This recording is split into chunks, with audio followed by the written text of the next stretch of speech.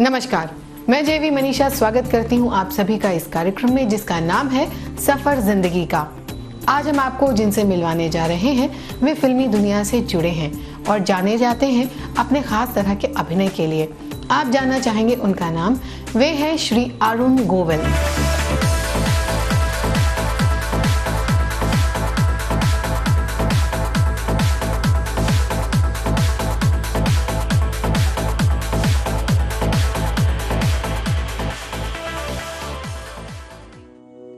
आचार, विचार और व्यवहार किसी भी व्यक्तित्व को आकर्षक बना देता है। अरुण गोविल जी के पर्दे पर और पर्दे के पीछे के मृदुल व्यवहार से प्रभावित हम उनसे मिलने की अपनी उत्सुकता को दबा नहीं पाए। उनके साथ बिताए कुछ प्रभावशाली अविस्मरणीय पलों को एक बार फिर क्यों न आपके साथ जी लें। हमारे दर्शक ये जानना चाहते हैं कि आपका जन्म कहाँ हुआ, शिक्षा और बचपन कैसी रही? मेरा जन्म हुआ मेरठ में, उत्तर प्रदेश में। मेरी जन्म तिथि है 12 जनवरी और मेरी पूरी जो एजुकेशन है वो यूपी में हुई है। बाल्यकाल के नन्हे कोमल पग चलना तो नहीं जानते, किंतु चलना सीखते ही मंजिल का पता जरूर ढूंढने लगते हैं। अरुण जी के जीवन में अभिनय के प्रति रुचि कब और कैसे पैदा हुई, आइए उन्हीं से जाने। अभिनय मैंने स्कूल और कॉलेज में किया, मतलब जो एनुअल फंक्शंस होते थे उसमें जो प्लेस होते थे वो मैंने किए, पर ऐसा कुछ नहीं था उस वक्त दिमाग में कि मुझे शायद एक्टर बनूंगा मैं या आई डोंट नो। और फिर मैं बम्बई आया था यहाँ पर, तो एक्टर बनने नहीं आया था। मेरे बड़े भाई यहाँ पर थे तो मैं उनके साथ बिजनेस में ज्वाइन करने के लिए आया था। यहाँ आने के बाद मुझे लगा कि मुझे अपनी आइडेंटिटी चाहिए, एक लोग मुझे मेरे नाम से जाने, ना कि किसी के छोटे भाई के नाम से जाने। जब ये बात दिमाग में आई तो फिर मैंने अपने मन में कहीं तलाश करनी शुरू की कि इस काम को, ये बात हासिल करने के लिए मुझे क्या करना चाहिए। और तब मैंने ये सोचा कि मुझे एक्टिंग में कोशिश करनी चाहिए। और उसके बाद फिर करीब 1.5-2 साल मुझे लगे मुझे पहला ब्रेक मिलने में। मेरा पहला ब्रेक मिला था राजश्री प्रोडक्शंस ने दिया था, एक फिल्म थी पहेली, उसमें मैंने एक साइड रोल किया था, सेकंड हीरो का रोल था वो।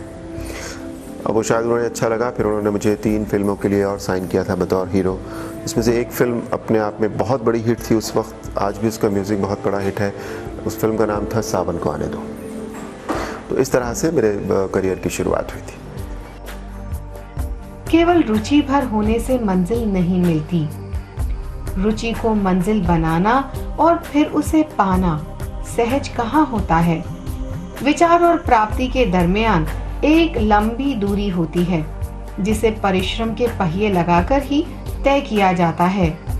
परिश्रम और दृढ़ संकल्प से किस प्रकार अरुण जी के जीवन में अपनी मंजिल को पाया और सारी कठिनाइयों को दूर किया, आइए उन्हीं से जाने। पहली बात तो ये कि मैं उसे संघर्ष का नाम नहीं दूंगा। मुझे लगता है कि कुछ भी इंसान को प्राप्त करने के लिए 2 चीज़ों की आवश्यकता ज़रूर होती है। एक होता है हमारा भाग्य और एक होता है हमारा कर्म। कुछ लोग ये कहते हैं कि कहाँ से भाग्य शुरू होता है, कहाँ ख़त्म होता है, कहाँ कर्म शुरू होता है, वो पता नहीं लगता इससे, लेकिन दोनों एक दूसरे के पूरक कहे जाते हैं। तो भाग्य इतना कर सकता है कि मेरे दिमाग में ये बात आई कि मुझे अपनी आइडेंटिटी बनानी है। भाग्य ये कर सकता है कि राजश्री प्रोडक्शंस वालों ने मुझे देखा, मुझसे मिले, उन्हें लगा कि हाँ मैं एक्टर बन सकता हूँ, ये मेरा भाग्य हो सकता है।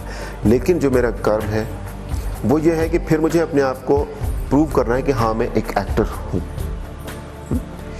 तो कर्म, सही दिशा में किया हुआ कर्म, वो बहुत ज़रूरी होता है। वो इंसान के बेसिकली वही काम आता है। आमतौर पर ये कहा जाता है कि हर सफल व्यक्ति के पीछे किसी न किसी का हाथ तो जरूर होता है। आइए अरुण जी से जाने कि सफलता के इस मुकाम पर पहुंचने के लिए अपनी प्राप्त की गई सफलता का श्रेय वे किसे देते हैं। इस सारी सफलता के श्रेय में मैं अपने आप को तो शामिल करूंगा, थोड़ा सा परसेंटेज मेरा अपना भी है। लेकिन साथ ही आपसे जुड़े हुए बहुत सारे लोग होते हैं जो जाने अनजाने जिनका योगदान आपके सफलता में आवश्यक होता है। उसमें से आपका परिवार बहुत इम्पोर्टेंट होता है, जिनका योगदान होता है।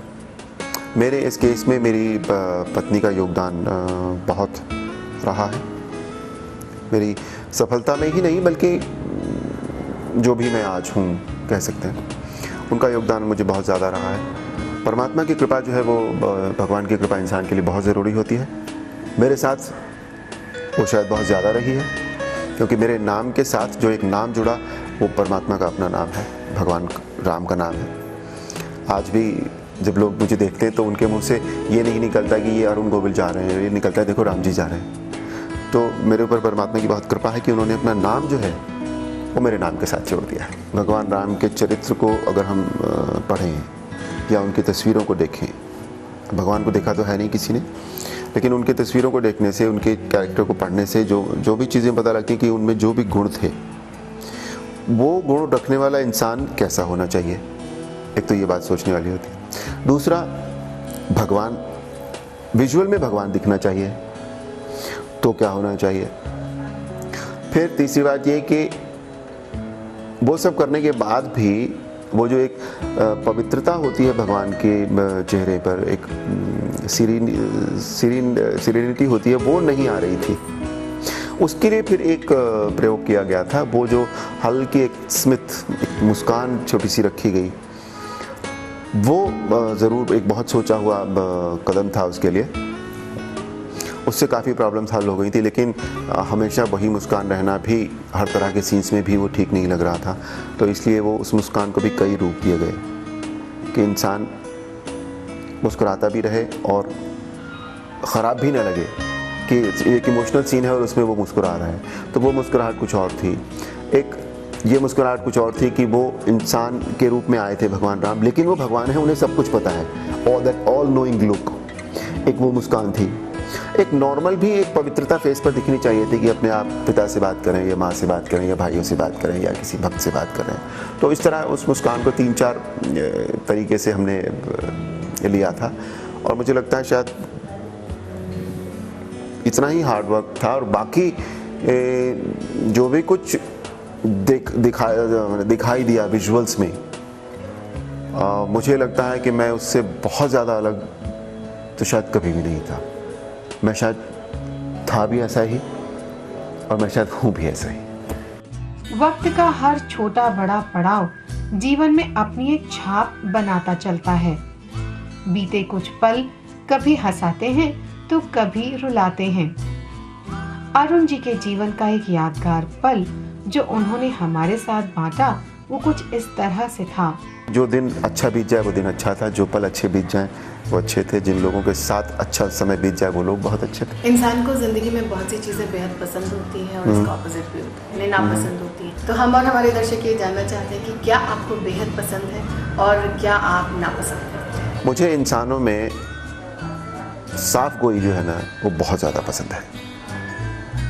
मुझे वो लोग जो बैक बाइटिंग करते हैं मुझे वो अच्छे नहीं लगते। जो चुगलखोर होते हैं वो मुझे लोग बिल्कुल अच्छे नहीं लगते। जो अपने स्वार्थ के लिए किसी का कुछ भी बिगाड़ सकते हैं वो लोग मुझे अच्छे नहीं लगते।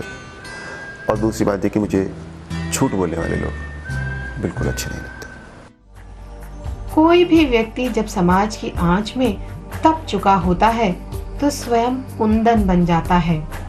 उसी कुंदन से उसकी चमक के बारे में जानते हुए आइए हम उनसे लेते हैं इस जीवन के प्रति एक संदेश। इंसान को अपने प्रति ईमानदार रहना चाहिए।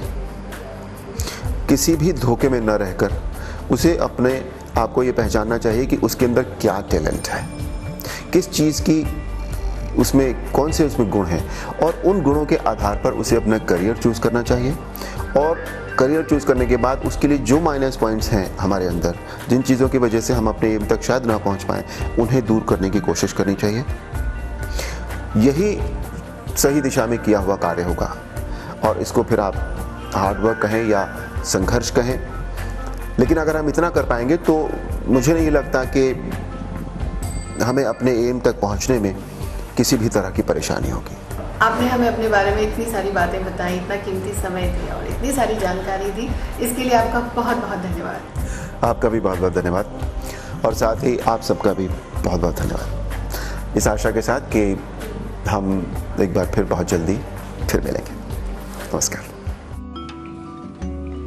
कल, आज और आने वाले अनेक कल आपके लिए नए किरदार और नई सफलताएं लाते रहें और हमें सदैव आपसे खूबसूरत अभिनय का प्रसाद दिलवाते रहें। ऐसी ही हैं हमारी शुभकामनाएं। ये थी मुलाकात श्री अरुण गोविल जी से। अगले सप्ताह इसी कार्यक्रम में आपकी मुलाकात करवाएंगे ऐसे ही एक विशिष्ट व्यक्तित्व से। तब तक कीजिए इंतजार और जेवी मनीषा का नमस्कार।